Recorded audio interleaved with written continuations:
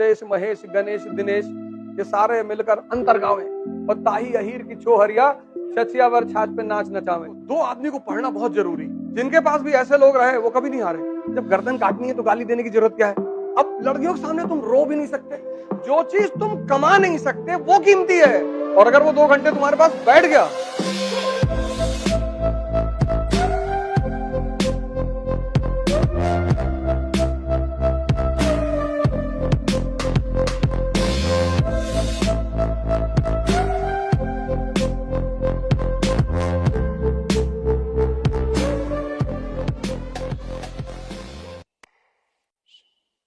इतनी बड़ी पर्सनालिटी है बुद्ध, क्योंकि बुद्ध का सबसे ज्यादा बल पूजा पे नहीं है, ध्यान पे है। तुम अगर ध्यानी हो तो तुम्हें पता है कि यार पैसा तो मैं कभी भी कमा लूंगा, समय, जो चीज तुम कमा नहीं सकते वो कीमती है। जो चीज तुम कमा सकते हो वो कैसे कीमती हो गई। तुम अकेले कमरे में बैठे हो, नहीं पढ़ रहे हो, कोई बात नहीं, कम से कम कोई अनर्गल चीज, अनवांटेड चीज तुम्हारे मन में तो नहीं जा रही, समय। और ये बात कहने की नहीं है, कहते तो बहुत लोग हैं time is money, time is money, लेकिन असलियत में 98% लोग कीमती किसको मानते हैं, पैसे को।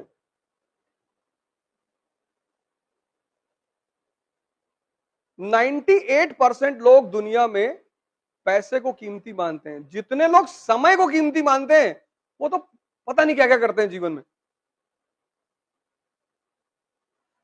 तुम अपने अगल बगल गौर करना आज से ही, जितने लोग तुम्हें टाइम देते होंगे,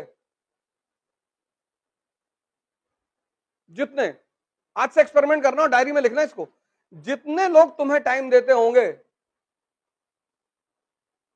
वो कुछ नहीं कर रहे होंगे। आज से ये बात गौर करना। कोई एक आदमी तुम देखना अपने जीवन में जो बहुत सामाजिक रूप से बहुत प्रतिष्ठित आदमी हो, बहुत ताकतवर आदमी हो, और वो तुमको टाइम देता हो।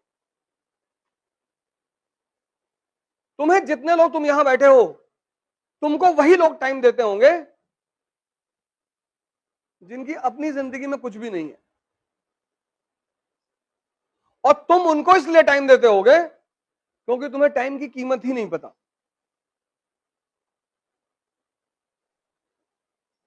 जितने भी ताकतवर लोग हैं, चाहे वो पैसे से, चाहे पद से, चाहे जैसे भी, आप उनके साथ बिना मतलब नहीं बैठ सकते।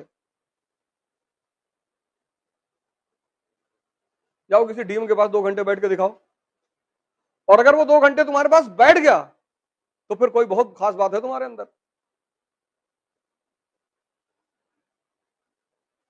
क्योंकि टाइम को तुम जिस तरह से यूज कर सकते हो, वो टाइम को यूज करना ही योग्यता है। क्योंकि परिवर्तन एक दिन में नहीं होता। तुम आज गौर करना, आज से अपने जीवन में गौर करना, जाना और देखना कि तुमको कौन लोग टाइम दे रहे हैं। कौन है जो तुम्हारे साथ 4-4 घंटे बैठे रहते हैं, 5-5 घंटे बैठे रहते हैं, 6-6 घंटे बैठे रहते हैं। कुछ होंगे जरूर। बुद्ध को पढ़ना बहुत जरूरी है, बहुत, हर आदमी को पढ़ना चाहिए बुद्ध को। बुद्ध किसी धर्म संप्रदाय के नहीं है, हर आदमी को। इसीलिए तो अंबेडकर ने बुद्ध पर इतना जोर दिया। लेकिन जो बात बुद्ध ने कही थी वही बात अंबेडकर ने कहा था कि मेरी मूर्ति मत बनाना, नहीं तो फंस जाओगे। लोग बुद्ध की भी मूर्ति बना लिए और अंबेडकर की भी। इसलिए मैं बार बार कहता हूं कि बुद्ध को और अंबेडकर को, दो आदमी को पढ़ना बहुत जरूरी है, बहुत। किसी भी अंबेडकर को तुम दलित मत मानो, कोई फायदा नहीं है। अंबेडकर हर उस आदमी के लिए रास्ता है जो जिंदगी में फंस गया है। अब दलितों ने क्या किया, उनको भगवान बना दिया। तो भगवान का मतलब यह कि जो वो कर रहे हैं वो भगवान थे, हम कर ही नहीं पाएंगे, बच गए दलित। और सवर्ण कहते हैं कि हम लोगों को बहुत परेशान किया इन्होंने। कैसे नहीं किया, हम लोग को बहुत परेशान किया। तो कैसे किया, अब किया है, अब क्या बताते कैसे किया। लेकिन वो आदमी चूंकि बुद्ध से जुड़ा हुआ है, उस आदमी को यही बात तो समझ में आ गई, इतना महान कैसे बन गया वो आदमी। उस आदमी को बस एक बात समझ में आ गई कि बॉस अपने मन को जीत लो। और ये बात सिखाई किसने? उनके ब्राह्मण टीचर ने, जिसकी टाइटल ली उन्होंने अंबेडकर।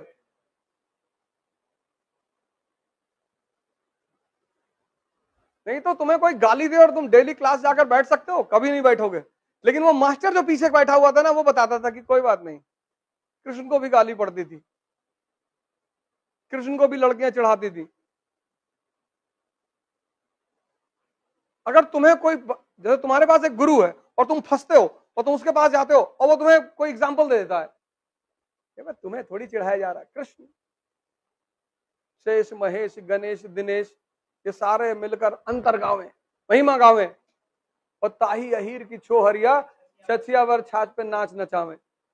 मतलब दुनिया को बनाने वाले जो देव भगवान है, वो उस आदमी की महिमा गाते हैं। और उस आदमी को ये अहिर की लड़कियां कहती है इतना मक्खन देके नाच के दिखाओ, और वो आदमी नाचता है।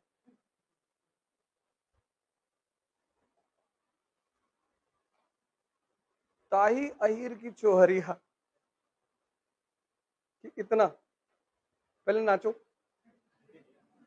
और वो आदमी भगवान बन गया। और जितने लोग शास्त्र पढ़ रहे थे उनका कहीं कोई नाम ही नहीं है।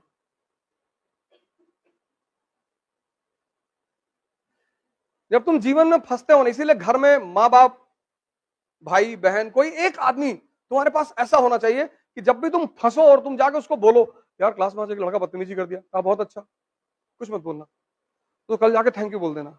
जब गर्दन काटनी है तो गाली देने की जरूरत क्या है? हाँ चले, तुमने दूसरे दिन आके उस लड़के को कह दिया कि थैंक यू यार, अच्छा किया तुमने मेरी बेइज्जती की। अब अगर तुम मन में उसके वेमनेस रखोगे, डेली नहीं पढ़ पाओगे क्लास में। डेली जैसे तुम्हारी नजर उस लड़के पड़ेगी, तैसे तुम्हारा 2 किलो खून जल जाएगा। एक आदमी अपनी लाइफ में पकड़ो, एक, कोई भी एक आदमी, चाहे तुम्हारी माँ है, चाहे पिताजी है, चाहे दोस्त, कोई दोस्त मिल जाए ऐसा जो तुमको चढ़ाता रहे हर जगह पे, डरने की कोई बात नहीं, मार डालो। जिनके पास भी ऐसे लोग रहे वो कभी नहीं हारे, क्योंकि हम सब इंसान है ना, उलझ जाते हैं। तो उस उलझाहट में अगर कोई आदमी आके एक एग्जाम्पल दे देता है तो बस वो हिम्मत बन जाती है। तो मैं गोवा गया, वहां पैराग्लाइडिंग होती है समंदर में, तो हम चले गए, हम करीब 12-13 लोग थे। तो हम जिस शिप में बैठ के गए, स्टीमर पे, उसमें मैं अकेला पड़ गया और बाकी मेरे सारे दोस्त दूसरे स्टीमर में। और हम जिस स्टीमर में थे उसमें करीब 9 लड़कियां थी और मैं सबके पीछे बैठा हुआ था।